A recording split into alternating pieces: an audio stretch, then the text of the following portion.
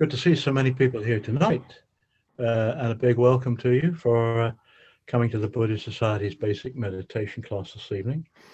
It really is good to see so many people here. And in particular, I'd like to welcome anybody who's come from the Introducing Buddhism class, which was back on Tuesday, because the topic was meditation, and I gather Rohit, who was teaching the class, highly recommended coming to this one. And so we're delighted to see you there. And also, if any regulars from the Tibetan Buddhism class, which have joined us this evening, because Roy, who usually teaches it, can't make it, big welcome to you. But of course, the biggest welcome of all is to Ajahn Barry, who you can see here this evening. Gosh, he used to be a member of this class, used to teach this class, done a lot of Zen training, became a Theravada Buddhist monk, and now he is back with us this evening. And I can't imagine a more highly qualified person to lead the class this evening. So welcome everybody, and thanks for coming, Barry, and we're looking forward to you leading. Thank you, Colin, and welcome everybody.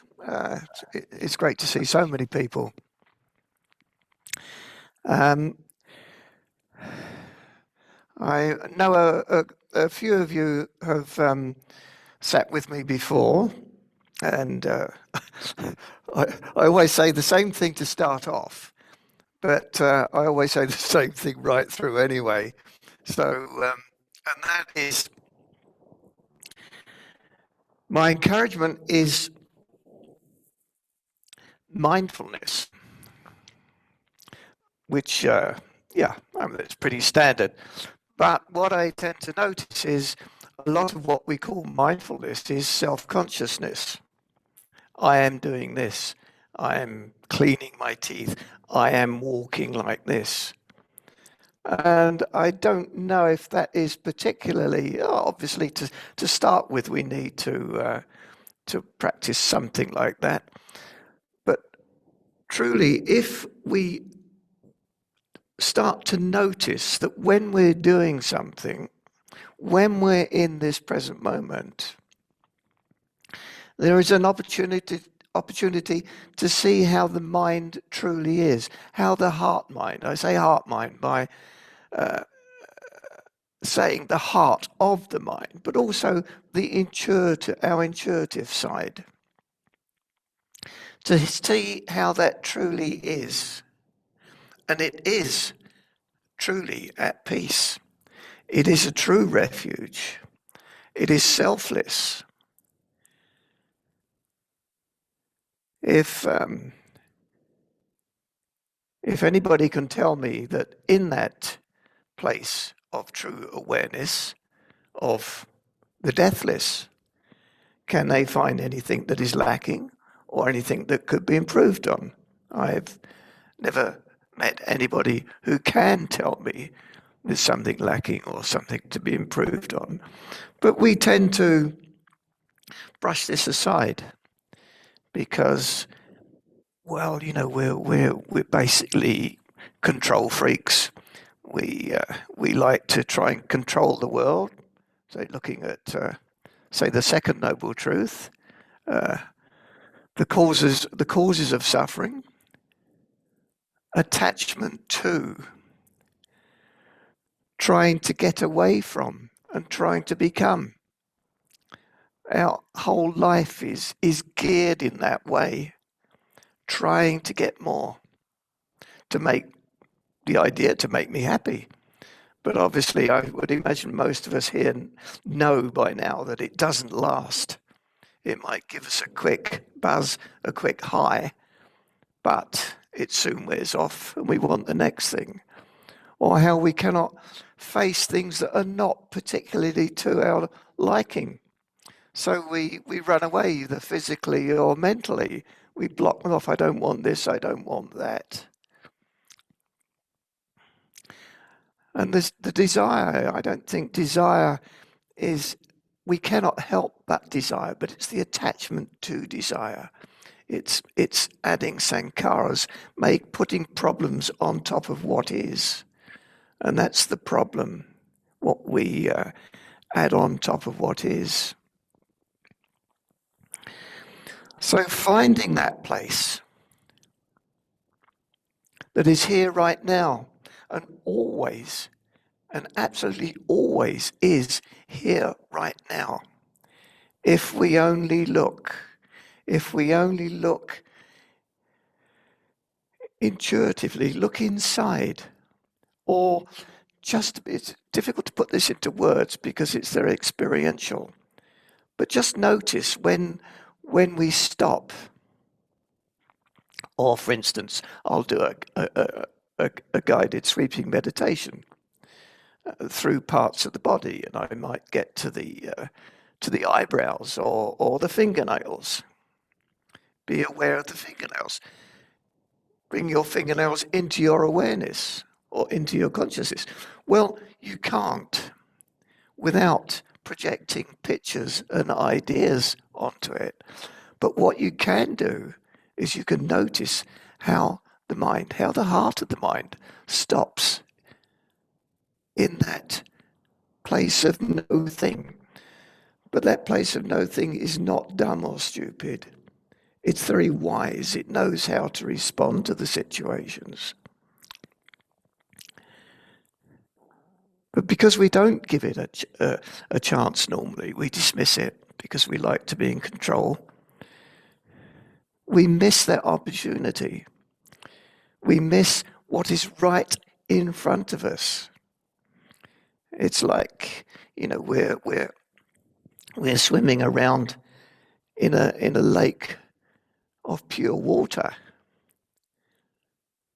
looking, dying of thirst, looking for water, looking for something to drink.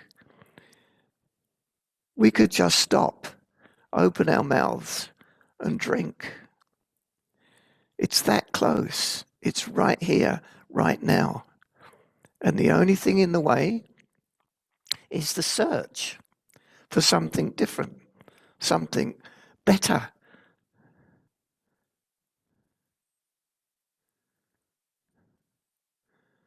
So my encouragement is always the same. Because once we start to get to know that place, which is, as I say, right here, it's nothing special about this. It's right here, right now. Once we get to know that place, we can look at the teachings, and well, I see them as seeds. We look at the teachings when the conditions are right, they will germinate, but they're not things to be believed in or grasped. Because again, we tend to swap from Christianity, from Hinduism, from Islam, from whatever, we tend to just transfer our belief values over from one to the other. I was a Christian, now I'm a Buddhist. This isn't about being a Buddhist. This is about awakening. This is what the Buddha was about, awakening. So through that practice of mindfulness, of consciousness, awareness, of bare attention, call it what you will. Through that practice, there'd be more and more presence. In fact, I make up this little analogy of we walk on hot coals. Life is like walking on hot coals, but it's normal.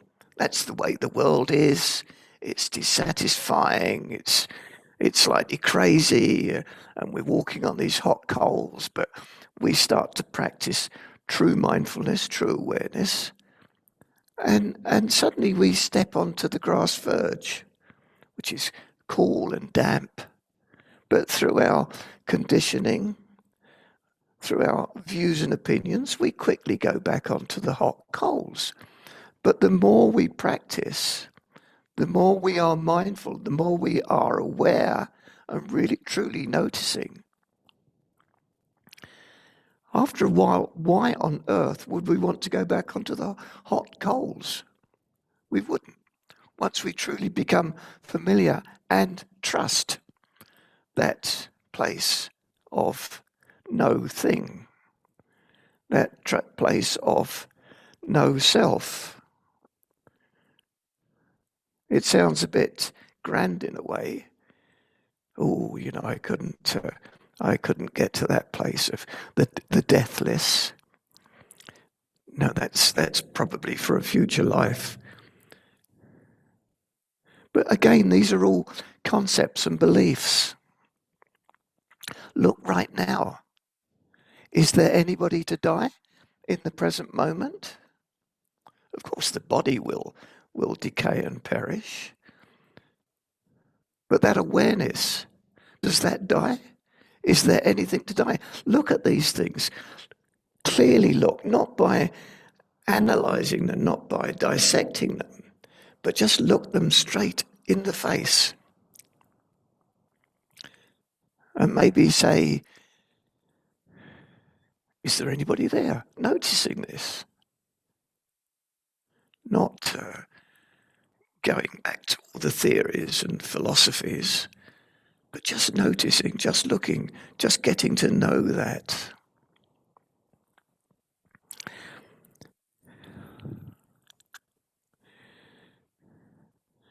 I believe there may be a few new people here in this group who haven't meditated much before, and perhaps some people from the Tibetan group. I really don't think there's any real divide in the traditions. One of my favourite pieces of the Tibetan is Padmasambhava in his poem of enlightenment, and the words at part go something like this. Some say it's Hinayana, some say it's Mahayana, some say it's Mahamudra, some say it's Vajrayana, and some say it's ordinary everyday awareness. And this is what I'm talking about. Ordinary everyday awareness without all the additions, without all the things we put on top of our life. Getting to know that, getting to be aware. Not for gain, not to become something, not to become special or awakened, enlightened, but just for its own sake. And once we start to stand out of the way, our response to life starts to change. We're more settled, less craving, less greed, less hate. So what we'll do the sweeping guided meditation. I'll do a little chant first, paying respects and devotion to the Buddha Dhamma Sangha. Then we'll do the guided meditation, moving our attention through different parts of the body, but it's not about the body. That's just an opportunity.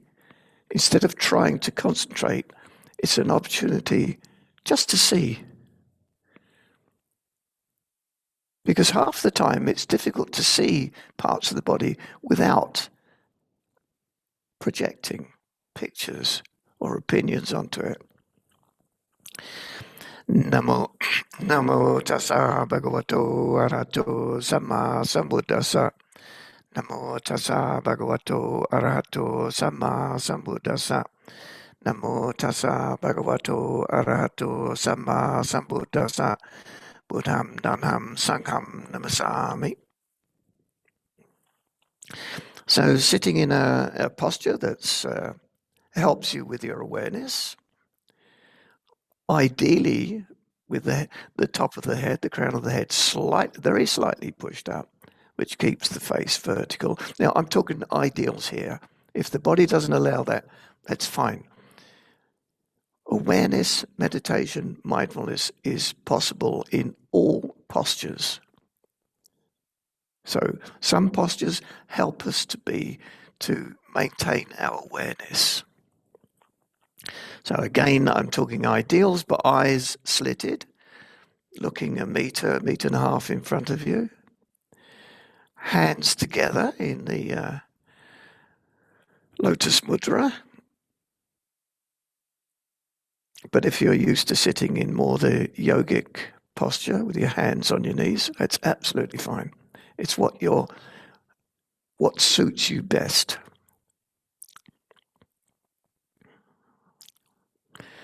And just being aware of the body, the feelings, the sensations.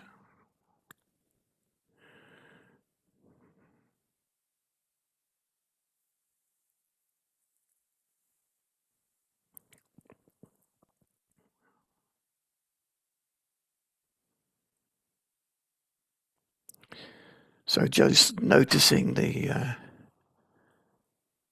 heart, the mind settling down. There's really nothing to think about here. There's just being aware of.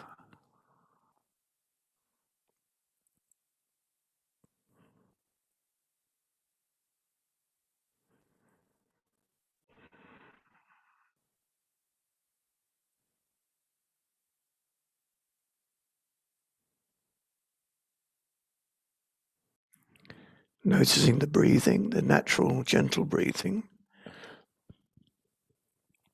Not following the breath, just noticing the natural flow of breath.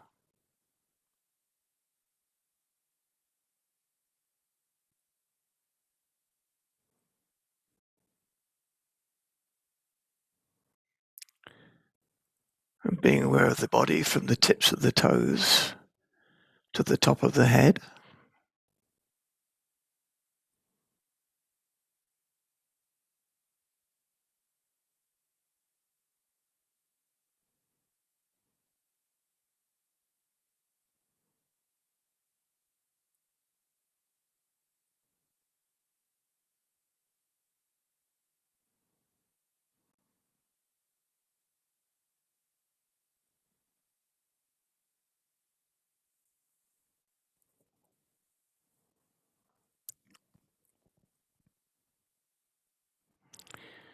Now becoming aware of the top of the head. So I've said it's really not relevant whether you can be aware of the top of the head or any part of the body. What is important is that you notice how the mind stops creating the world when we notice, when we are aware from the present moment.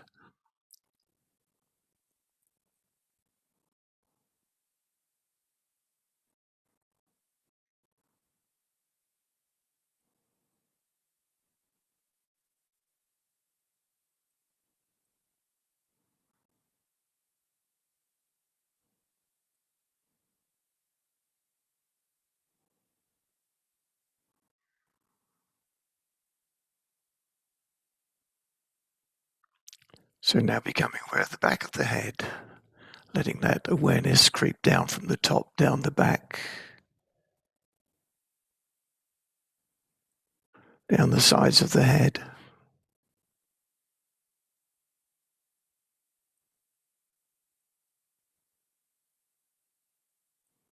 Now becoming aware of the ears.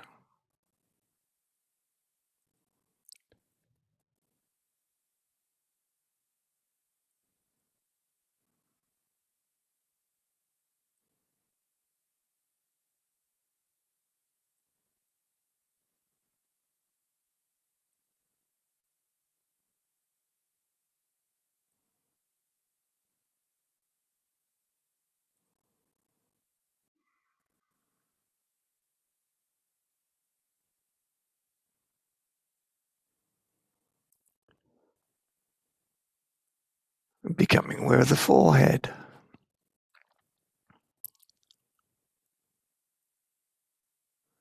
and the eyebrows, what happens when you go to be aware of the eyebrows. Without projecting, your mind can only stop in that quiet place of awareness.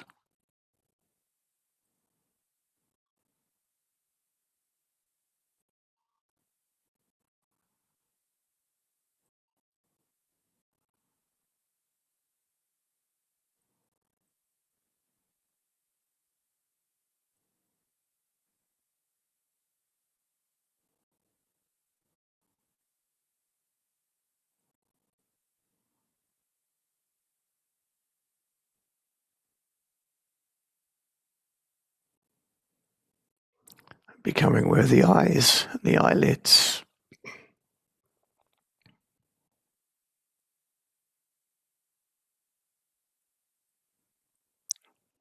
And the eyelashes.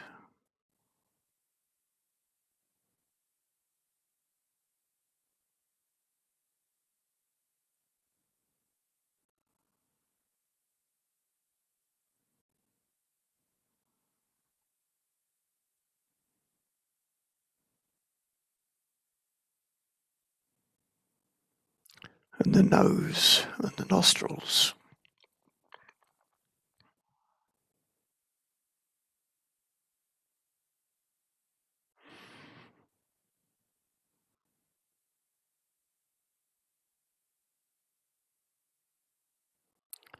Becoming aware of the mouth, the lips, the tongue inside the mouth.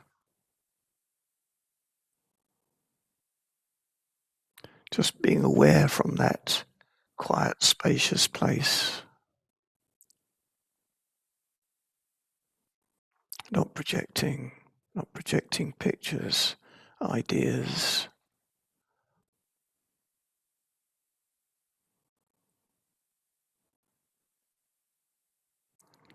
Being aware of the chin and the jaw and the cheeks of the face.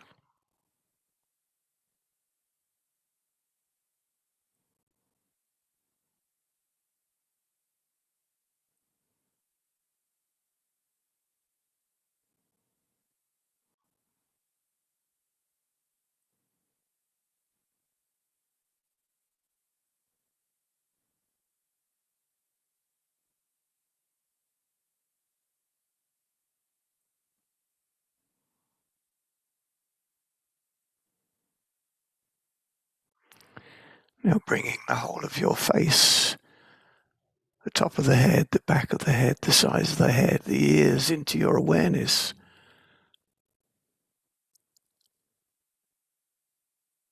And just noticing that place of peace.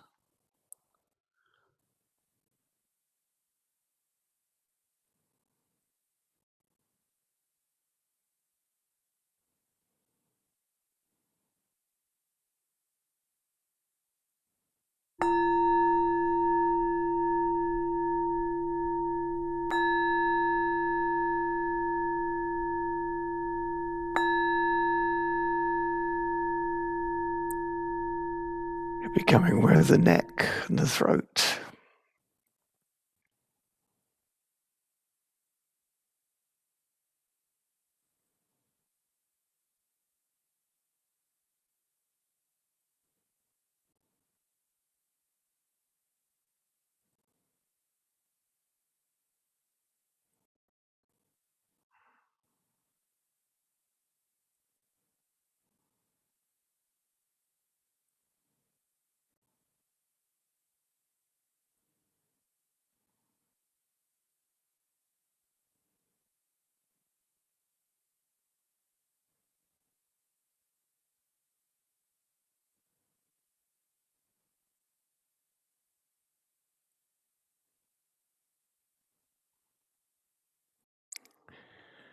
Now becoming aware of the shoulders.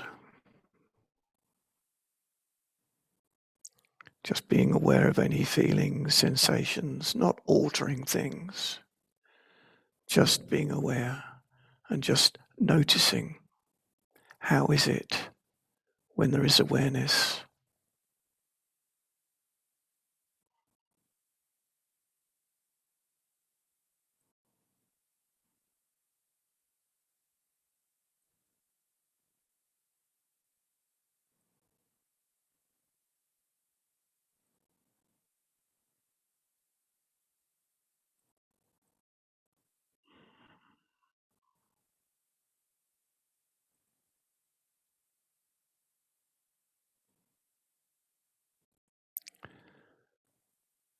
So being aware of the arms, from the shoulders down the arms to the elbows, the sides of the arms, the back of the arms, the front of the arms.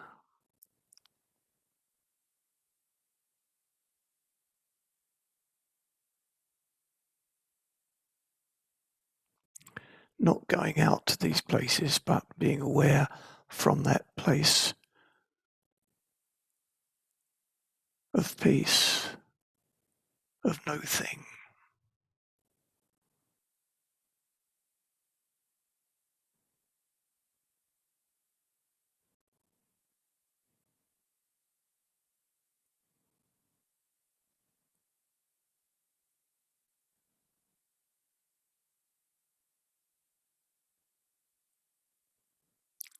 Now letting that awareness spread down from the elbows down to the wrists, through the forearms.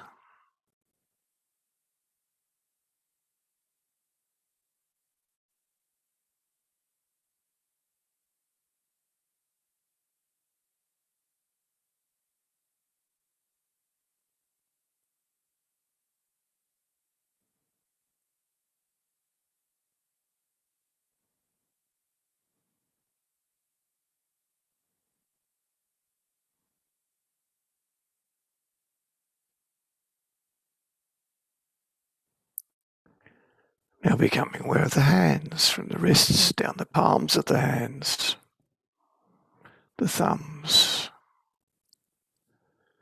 the joints of the fingers, the tips of the fingers.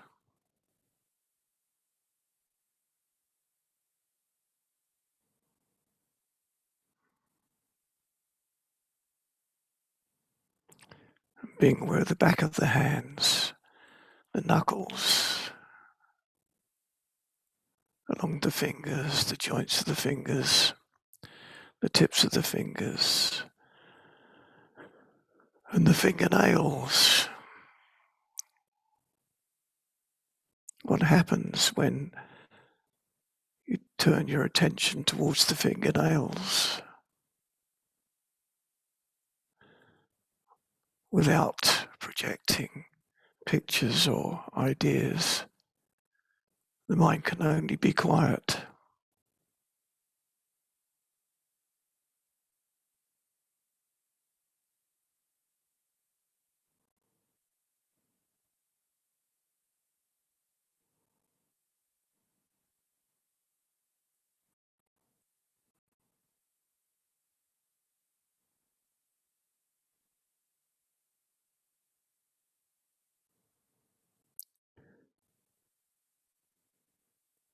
Now bringing into your awareness your hands, your arms, your shoulders, your neck, your head and your face.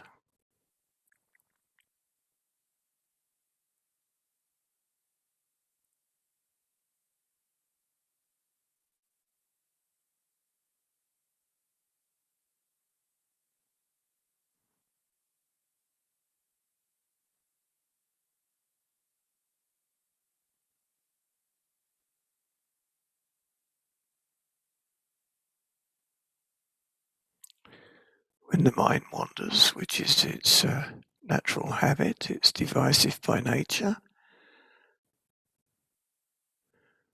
just return gently. No need to comment on it, to judge it. Don't judge or comment. Just come back and notice.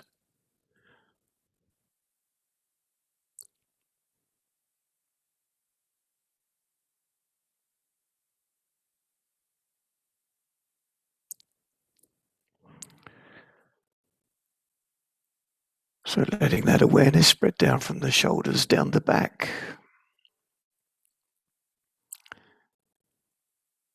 down the sides of the trunk, the shoulder blades,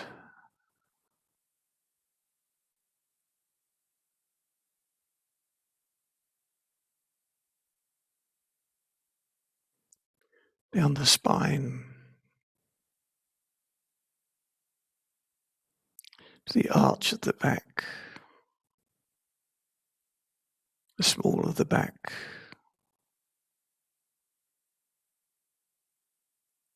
the coccyx, and the buttocks, and the hips.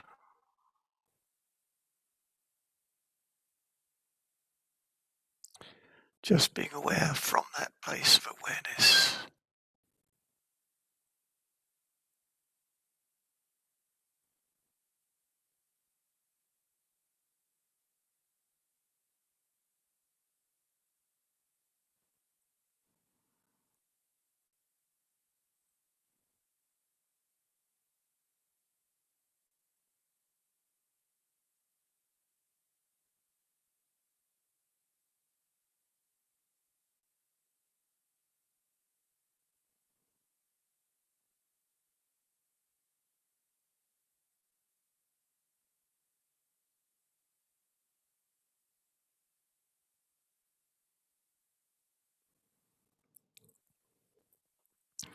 Now bringing the whole of your back from the hips to the shoulders, the hands, the arms, the neck, the head and the face into your awareness.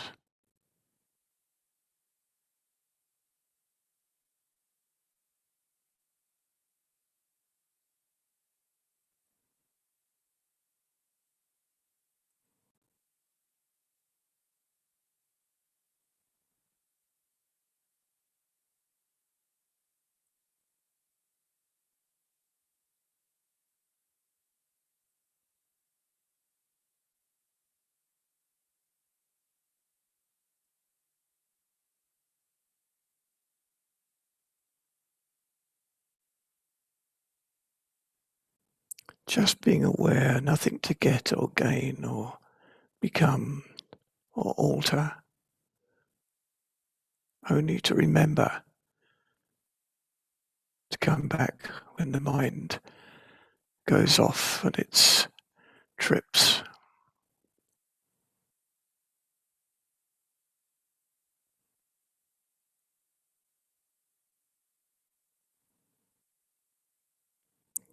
So now being aware of the chest, from the shoulders down the chest, through the rib cage, the lungs, the diaphragm, the trunk of the body, the stomach, the belly, the solar plexus,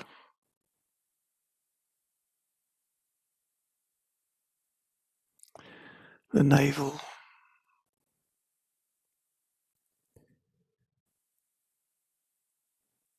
intestines, the groin, and the hips.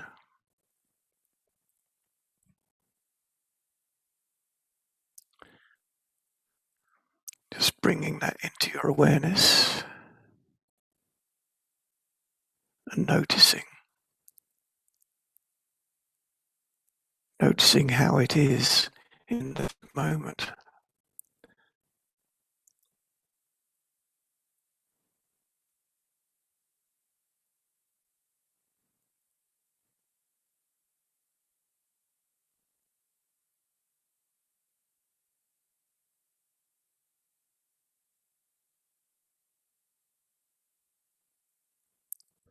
Now bringing the whole of your body from the hips, the front of the body, the back of the body, the hands, the arms, the shoulders, the neck, the face and the head, bringing that into your awareness, not going out to it, but just in that awareness. Maybe there's nothing there, but that nothing, that no thing awareness is what we're interested in.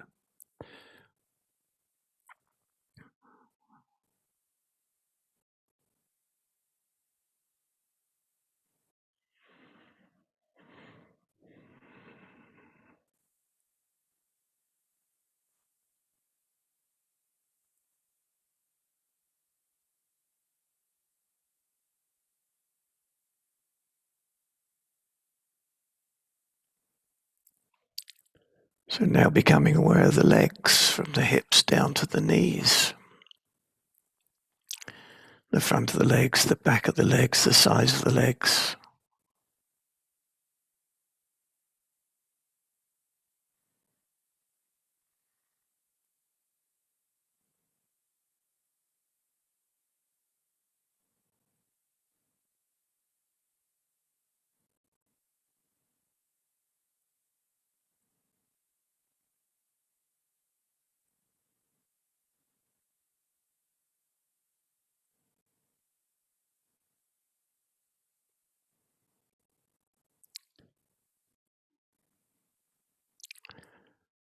And becoming aware of the legs down from the knees down to the ankles.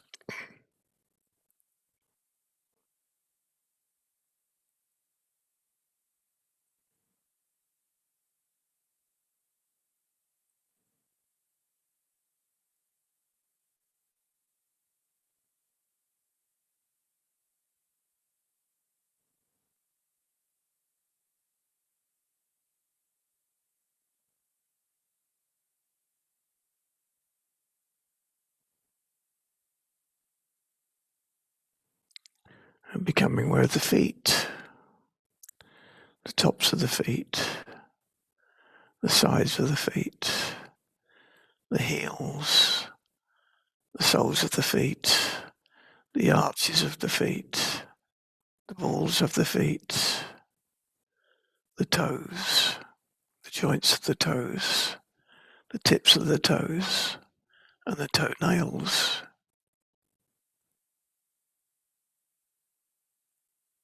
What happens when we turn our attention to the toenails? As I've said, the mind can only stop in that place of true awareness.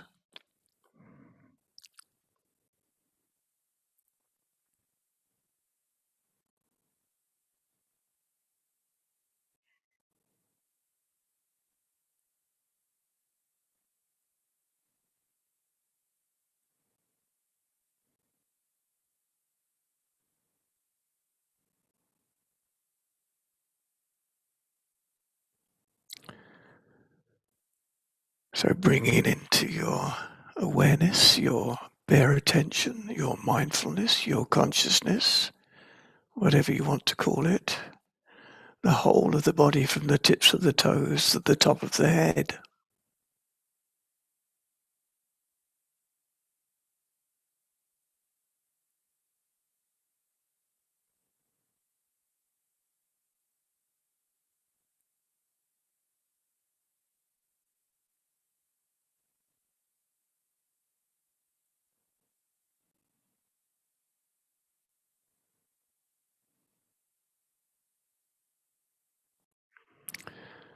Noticing the breathing, just the natural, normal, gentle breathing, not following the breath in the nose or the throat or the chest or the rise and fall in the stomach, just being aware of the ordinary breathing.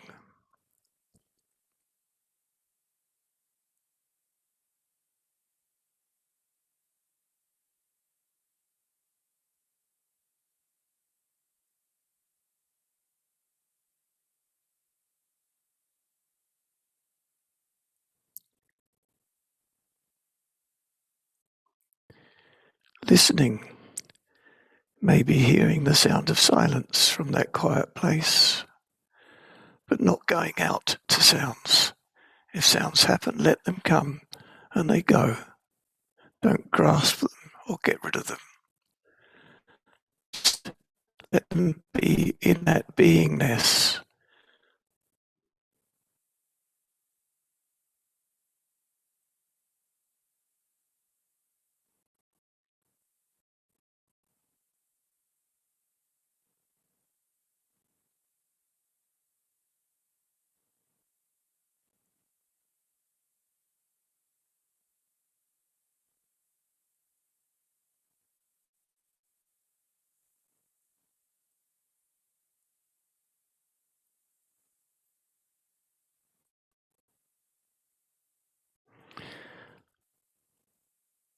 ring the bell in a short time.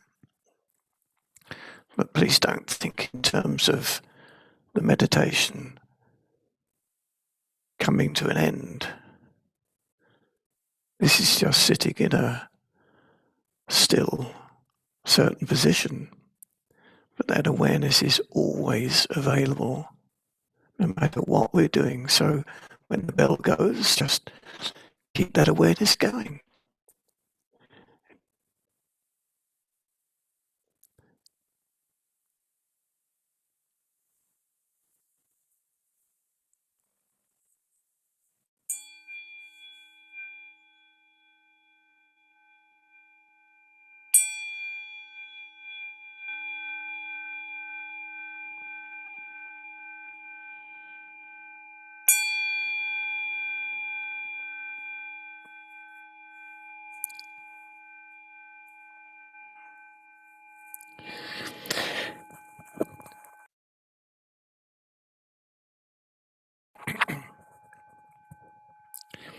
So when I say keep that awareness going, it doesn't mean to say cutting off in any way.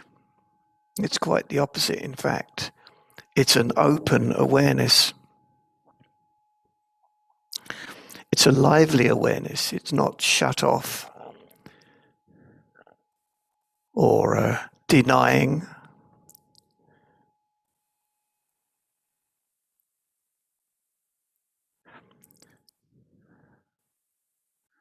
Getting to know this place, getting to, when we finish this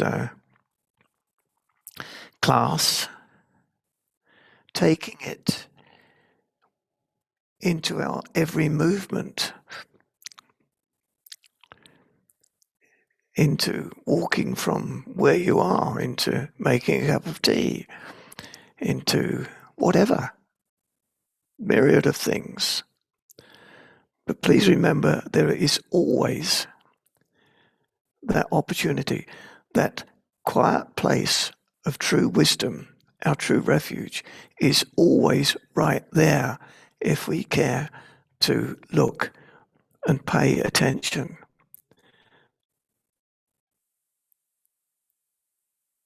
Investigating.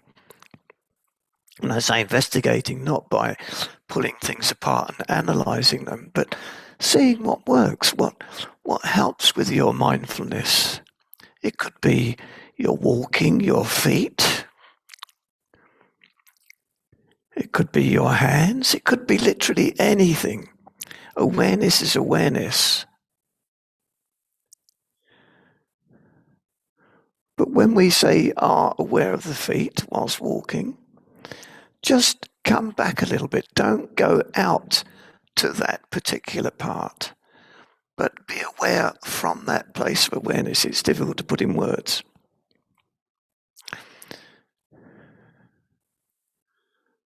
But I'm sure if you do look, it's experiential and you'll understand more.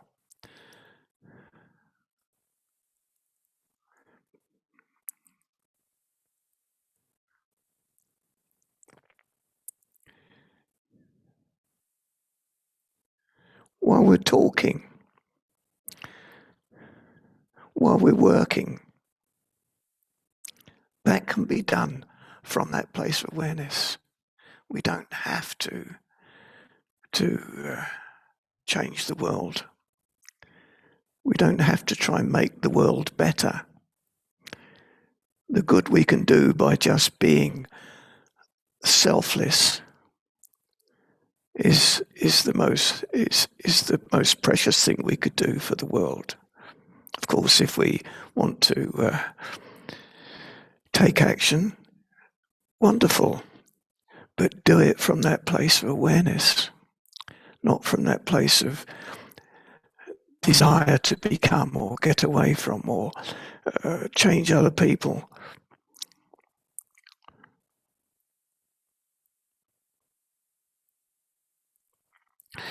Well, I will set another period, maybe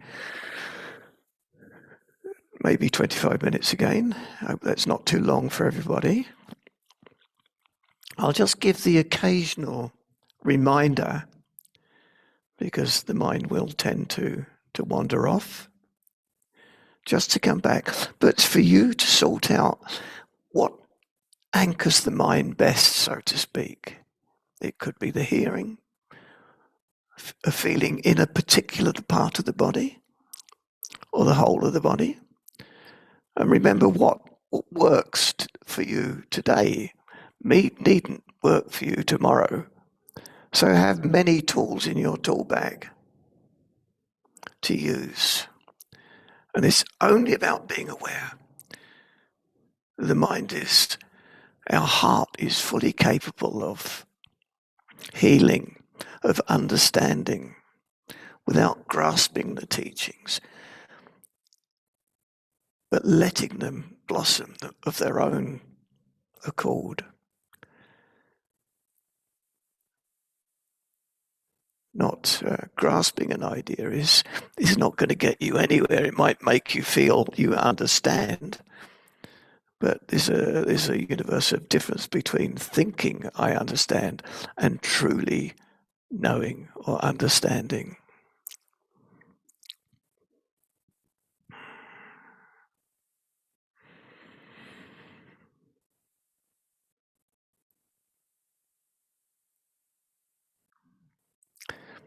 Okay, we'll sit for another period, and then I really invite questions, because it's very helpful to everybody. It also gets me looking from different angles, because I'm pretty encouraging on one thing that I see as very, very important. But it sort of stimulates other ways of explaining things. Okay, so let's meditate. Let's sit again. Remember that this is a special thing we're doing. And we're doing this to build a foundation for our practice in ordinary everyday life, because that is really where the real work is done. We often hope for miracles to happen while I'm meditating, and sometimes things do, experiences do happen, but remember, often they're just experiences. They're standing outside the experiences. They're not real. And turning this into a real way of life, which is the Eightfold path. Okay.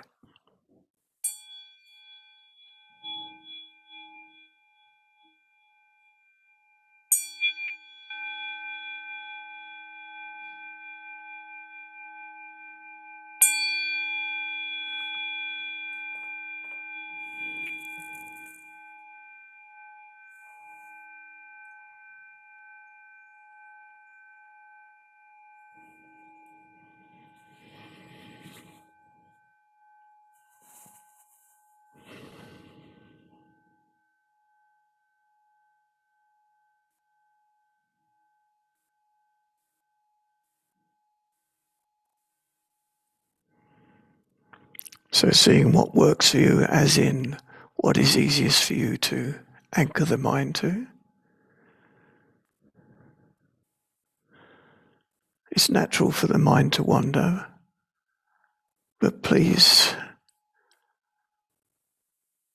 consider true metta, true loving kindness, which is just allowing, just coming back, not scolding yourself, not trying to force the mind, but just knowing that place of awareness.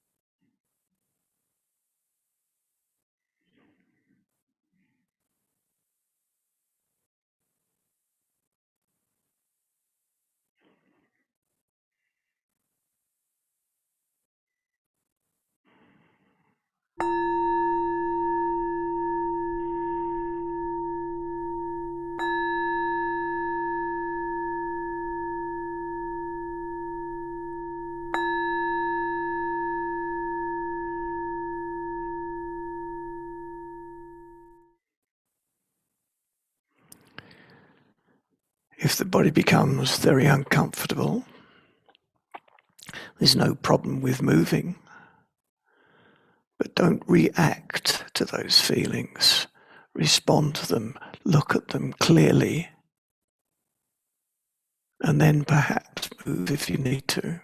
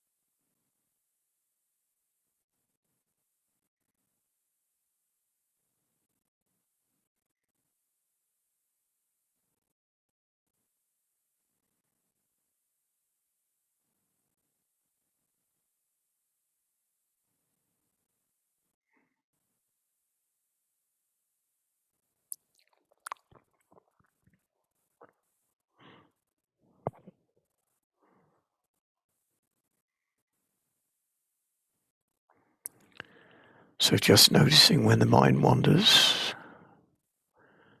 gently come back to a particular part of the body or the breath, the sounds or the sound of silence,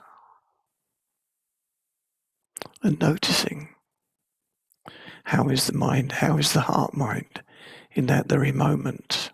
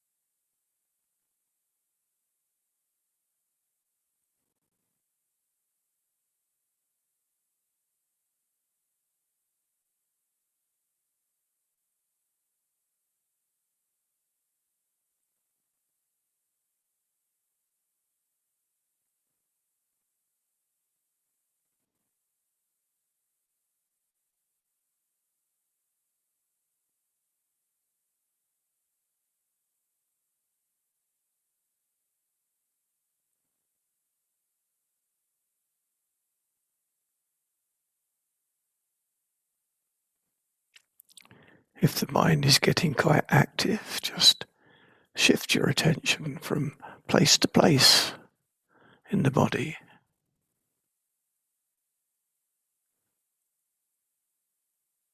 So using places that you can't be aware of, like the fingernails or the eyebrows, Just looking, just notice, how is it? How is the mind, the heart mind in that very moment?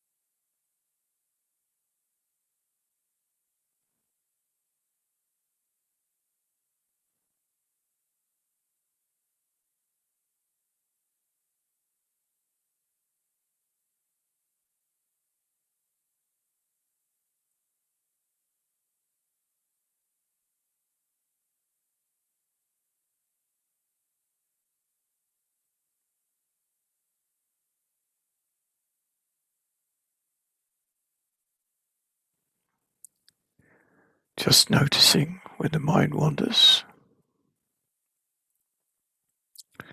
Just the act of noticing is re-establishing our awareness.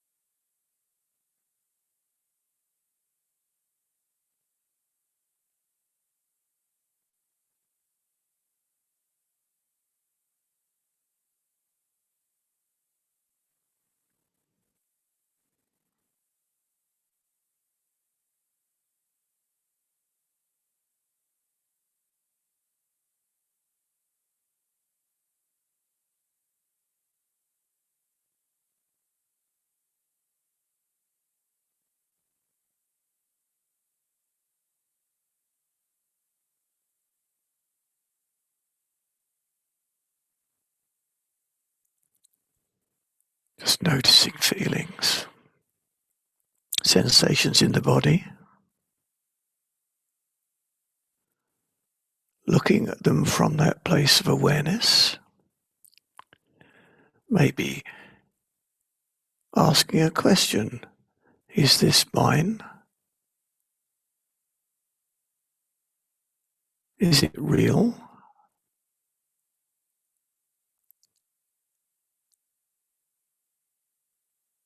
See what happens, looking at it openly and clearly, without judgment.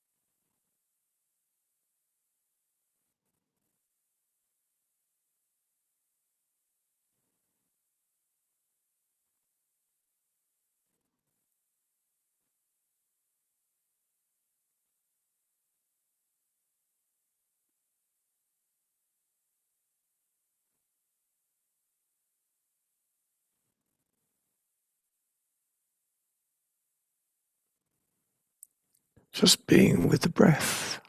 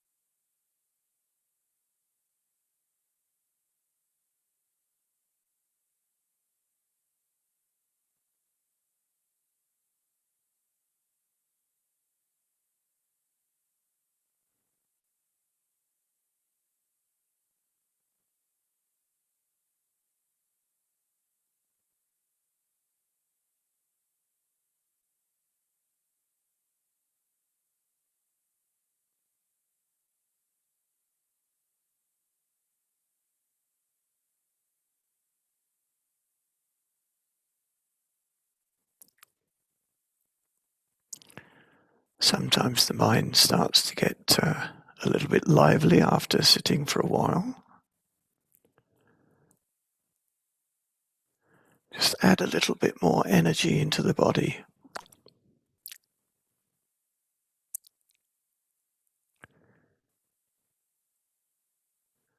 Which allows you to be more aware of parts of the body, more aware of the sensations. not adding extra energy to get something or become something, but just to aid that awareness.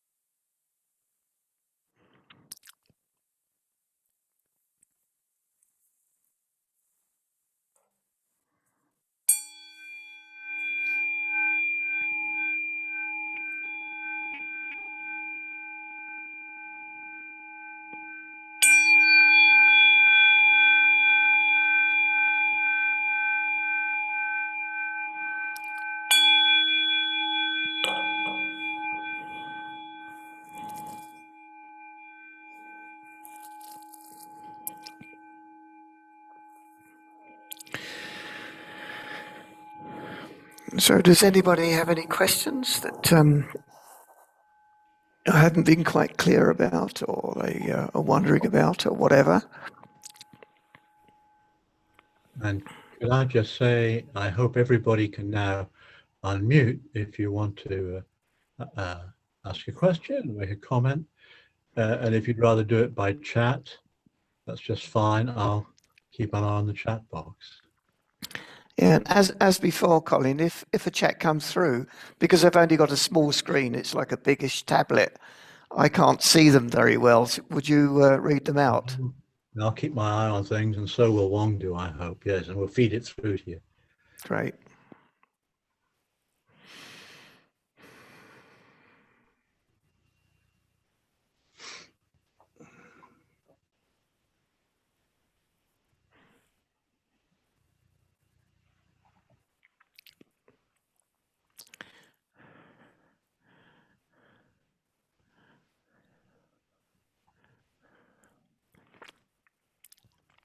I can't have been that clear. Thank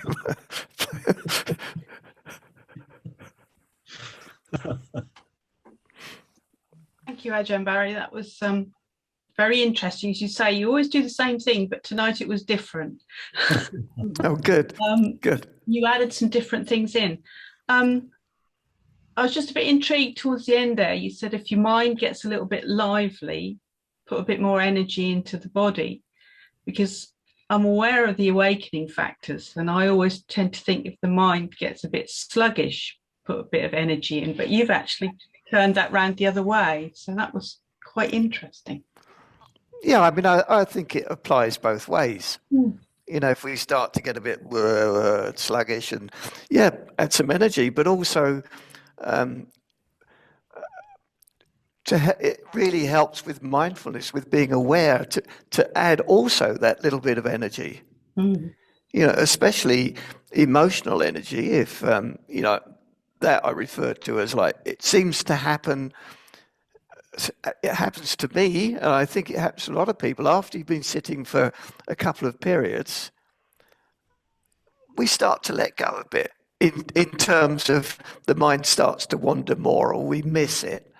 So adding energy, but also when there is emotional things going on, there's energy in the body. Those emotions are in the body, and if we allow them to be in the body and not going to the head, we can transform that energy into action, into awareness, into the way we walk, the way we do things. So I mean that it does apply in both directions. It's just interesting, because up to now, another teacher I've sat with, that we would have been looking at the opposite side of thing. If you're getting a little bit agitated in the mind, to look at tranquility, equipoise, the opposite thing. So it's just interesting. So I'll focus on that. Thanks very much. Okay. There are different ways of approaching it. I have found it. You see, for me, I've been doing this a while, and looking at suffering, and then I realized, well, how can I really understand suffering? Because I am suffering. My whole conditioning is leading to suffering. So let's look for somewhere that's not suffering. And that place is that true mindfulness, that true awareness. There is quiet, contentment and peace in that place, and it's very aware. So for me to go the opposite way is not doing the trick for me anyway, if you know what I'm saying. Yeah, it's fine. Yeah, I understand. Yeah. I thought I'd just ask, raise the issue. Yeah, great. Yeah. Good, thanks for asking. Ajahn Barry, we've got some questions in chat coming through. The first one is, sometimes when meditating, I experience rapid eye movement. Is this still meditation, or is it something different? Maybe it's hypnosis. Maybe you could say something about that. And then actually, somebody's asking about the sound of silence. And somebody's later on talking about you sometimes talk about the heart mind. But I can remind you. Let's start off with number one, rapid eye movement. How about that? I don't know, to tell you the truth.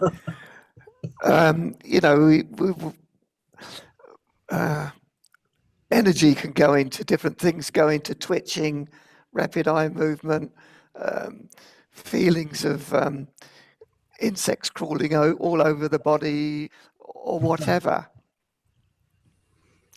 I can only imagine that it would be that's where the energy is going to. Whether it's possible to stop the eyes, I don't know. I mean, I sit mainly with my eyes out of focus, but looking in front of me by a meter and a half. I don't know if this person is doing the same thing or the eyes are closed. I would imagine it would help if they were out of focus but looking ahead. But I don't know. Well, how about the sound of silence? June says, can you please say some more about the sound of silence? This is a favorite teaching of Luang Por Sumedho that I have grown to be very, very fond of, so to speak. It really is, once you start to notice that, it can really anchor you into the present moment, and it can be heard literally in any situation, whilst mowing the grass, whilst using a chainsaw. It's always there. Now, I can't explain it, but if we really listen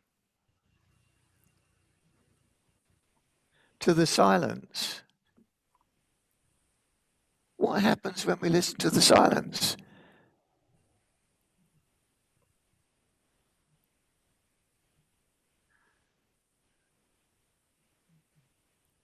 Can anybody hear the silence?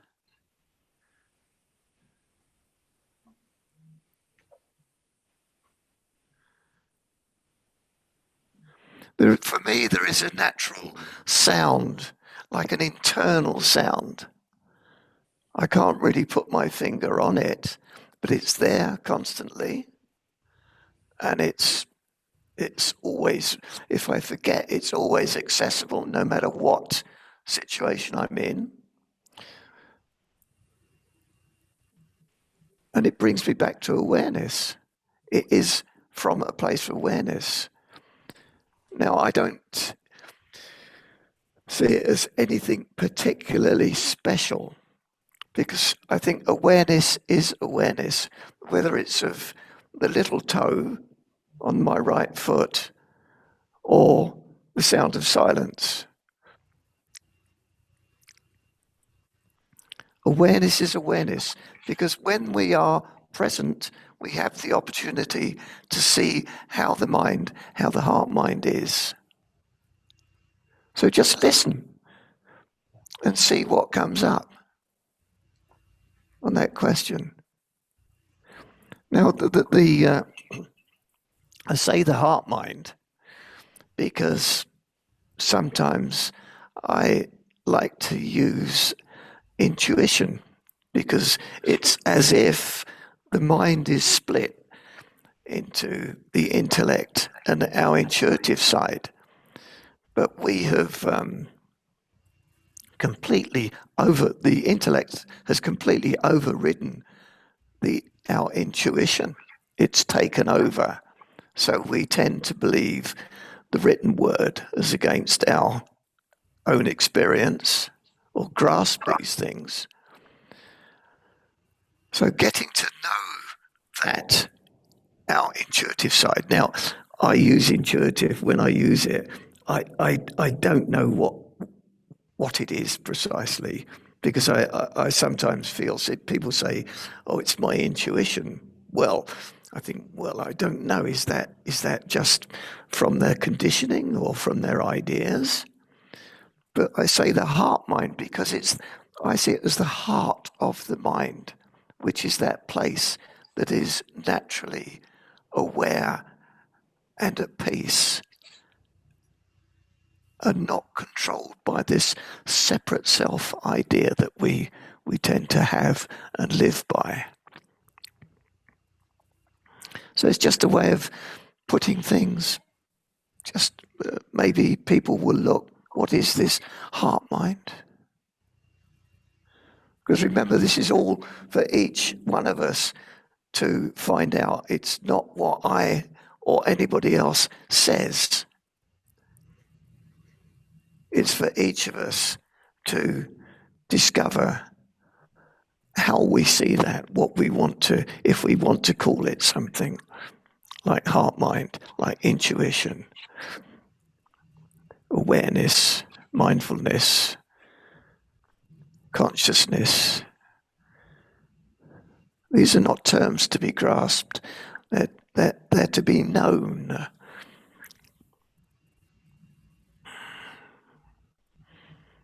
Now, what you've just said actually about the heart mind, that leads on nicely to another point that's been raised. I mean, conventionally, it's often the case people sort of talk about the heart or the head, or that sort of approach. Often when people talk about the heart, they're thinking of emotions. And so the question is here, well, what's your advice when strong emotions arise? For example, supposing you suddenly experience a lot of sadness.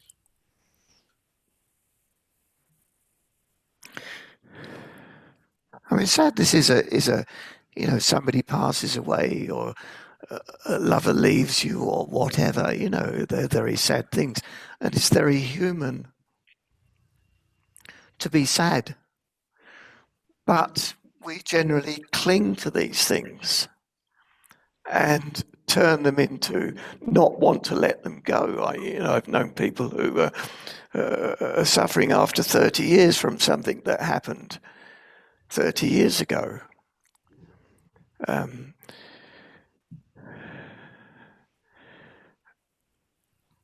I personally think it's very useful at emotional times. Brought this up slightly earlier.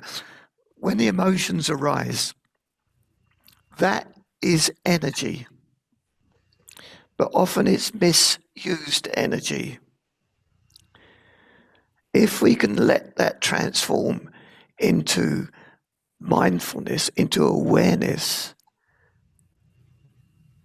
then there can be a real change, because we're not necessarily feeding off of that negative energy, that feeling sorry for myself energy, but we're letting it be in the body. It livens the body unless it's allowed to go up into the thinking process, into the good, bad. I hate this. I don't want that. If we allow it to just be a fire in the body, it can be a great help to our mindfulness practice.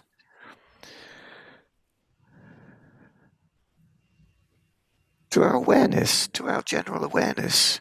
I mean, again, these things have to be tried. I'd suggest that, especially while sitting on a cushion, because it's, in a sense, it's a very safe place, to bring something up that somebody annoyed you, something was going on and you really didn't like it and you got a bit angry about it. Bring it up. Just feel it in the body and feel it. Feel that energy in the body without it going into the head and, well, I hate that person, if only they hadn't done that, etc., etc., etc. Experiment with these things.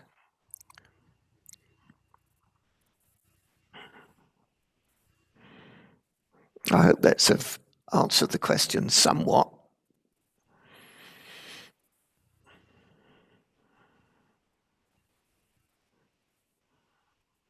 Well, I haven't got anything more in chat.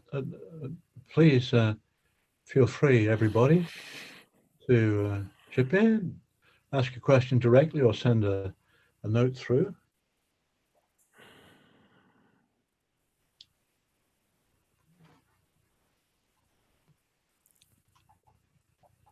When I used to come to the Buddhist Society years ago, there used to be, I won't mention his name, an invited teacher, a monk, not from Amaravati, and he would say any questions and nobody would ask any questions, and we'd sit there. Then he would say something like, oh, I watched the news last night and so happened. And he'd make it up, basically. And somebody would say, no, he didn't. No, that didn't happen. And that would get the whole class involved. I don't have that skill. Well, I can try it. I'm joking.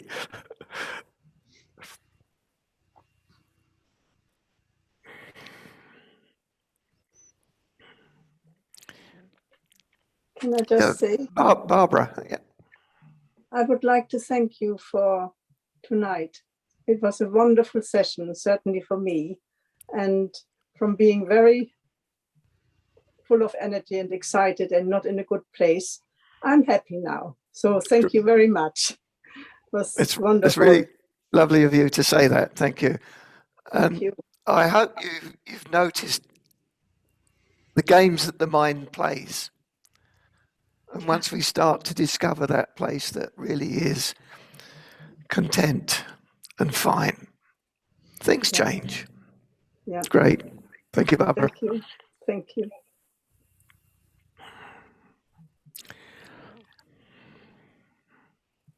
And Somebody else has just said they don't have any questions, but they just want to say it's been very helpful, very useful, very interesting, and they thank you.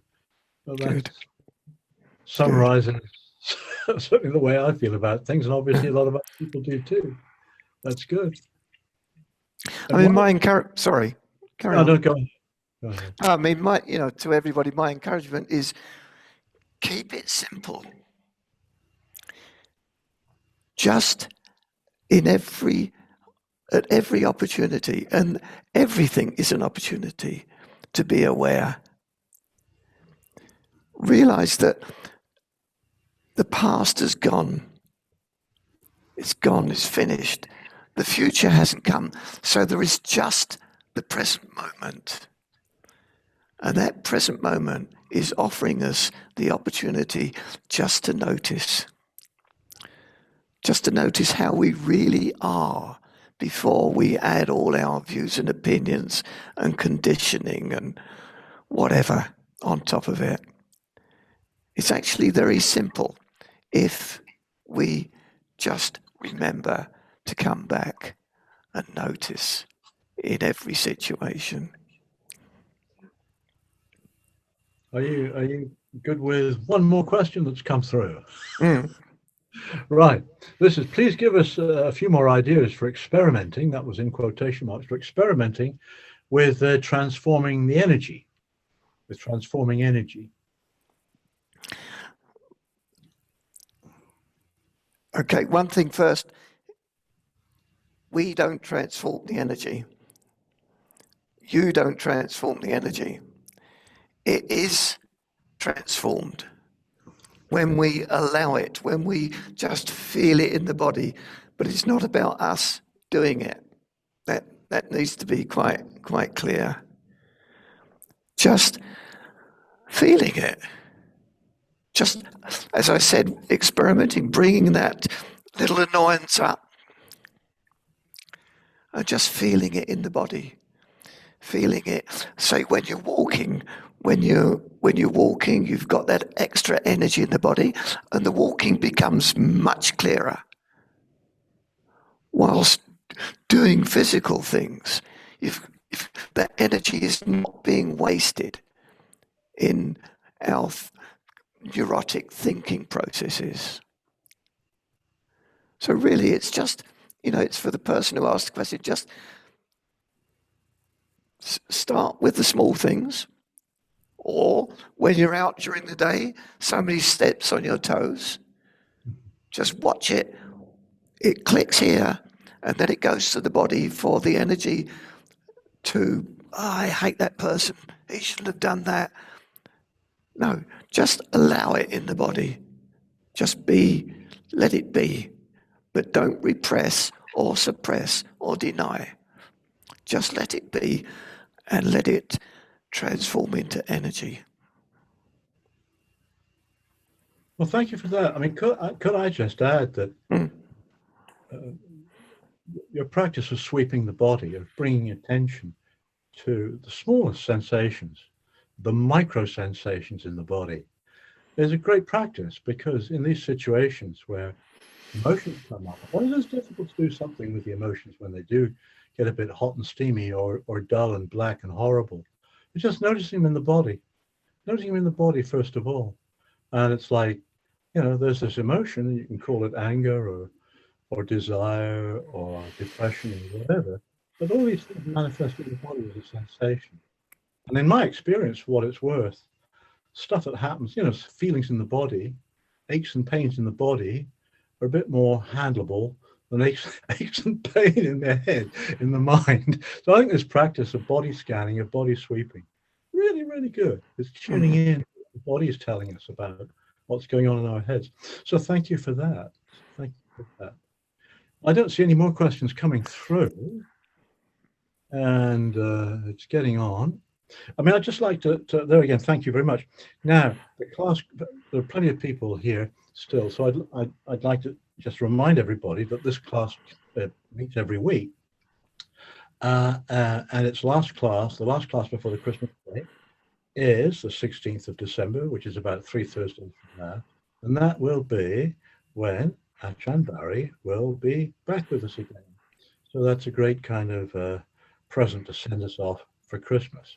So this class meets every Thursday. Everybody's welcome. And then, if you're really if you really want to, if you like practicing in a group, there are these other online group sessions that the Buddhist Society organizes. And if my memory is right, there's a lunchtime session on Monday, there's a lunchtime session on Friday, and there's a lunchtime session, I think, on or near lunchtime session on Sundays. So if you want to join a group, just go on to the Buddhist Society website, see what there is, and it's all open to everybody, completely free of charge. It's just amazing. A great opportunity, everybody, for practicing a bit of generosity. Look, thank you very much again, Barry, for teaching us tonight, and thank you everybody for coming.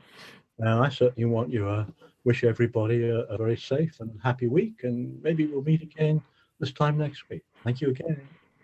Yeah, thank you everybody, and don't forget. Thank you. Don't Thank forget. you. Thank you very much. Thank you.